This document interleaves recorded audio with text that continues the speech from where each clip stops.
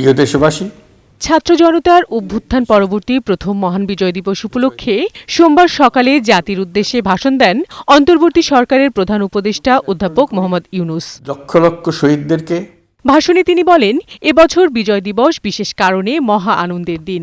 নাগরিক অধিকার ও মর্যাদা নিশ্চিত করা এবং বৈষম্যহীন দেশ গড়ার জন্য ছাত্র জনতার স্বৈরাচারের রক্তচক্ষুকে উপেক্ষা করে ৪ মাস আগে নতুন বাংলাদেশ গড়ার জন্য যে ঐক্য গড়ে তুলেছিল, সে ঐক্য এখনও মজবুত আছে।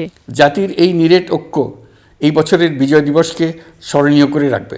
এই ঐতিহাসিক অর্জনের জন্য দলমত নির্বিশেষে সবাইকে আমার অভিনন্দন জানাচ্ছি।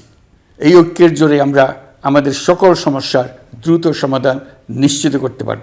পতিত সরকার দেশের উন্নয়ন নিয়ে মিথ্যাচার করেছে জানিয়ে তিনি বলেন, দেশের মানুষের কষ্টার্জিত অর্থ পাচার করা হয়েছে। সেই পাচার করা অর্থ এখন দেশে গোলযোগ সৃষ্টির কাজে ব্যয় করা হচ্ছে। দেশে এমন ধরনের পোষ্যতোষী পুঁজিবাদ তৈরি করা হয়েছিল যার সুবিধাভোগী ছিল স্বৈরাচার ও তার সহযোগীরা। তারা প্রকাশ্যে আপনাদের কষ্টার্জিত টাকা লুট করে বিদেশে ভোগবিলাসে ব্যয় করছে।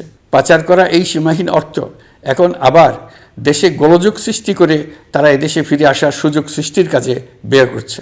সবার অংশগ্রহণে সুষ্ঠু নির্বাচনের ব্যবস্থা করাই অন্তর্বর্তী সরকারের প্রধান লক্ষ্য জানিয়ে অধ্যাপক ইউনূস বলেন, রাজনৈতিক ঐক্যমতের কারণে যদি অল্প কিছু সংস্কার করে নির্ভুল ভোটার তালিকা তৈরি করার ভিত্তিতে নির্বাচন করাতে হয়, তাহলে ২০২৫ সালের শেষে নির্বাচন অনুষ্ঠান সম্ভব। জাতীয় ঐক্যমত্যের ভিত্তিতে প্রত্যাশিত মাত্রার সংস্কার যোগ করি, তাহলে অন্তত আরও ৬ মাস অতিরিক্ত সময় লাগতে পারে।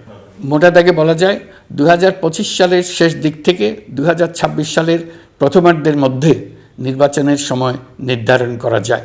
পরাজিত শক্তি সর্বশক্তি দিয়ে জাতিকে বিভক্ত করার চেষ্টা চালিয়ে যাচ্ছে। সাম্প্রদায়িক রাজনীতির মাধ্যমে জাতীয় ঐক্যকে নস্যাৎ করতে চাচ্ছে। তাদের এই চক্রান্ত সফল হতে দেয়া হবে না বলেও জানান প্রধান উপদেষ্টা। আমরা প্রাণ ভরে বিজয়ের মাস উদযাপন করি। বিউটি সমাদ্দার, বৈশাখী সংবাদ, ঢাকা।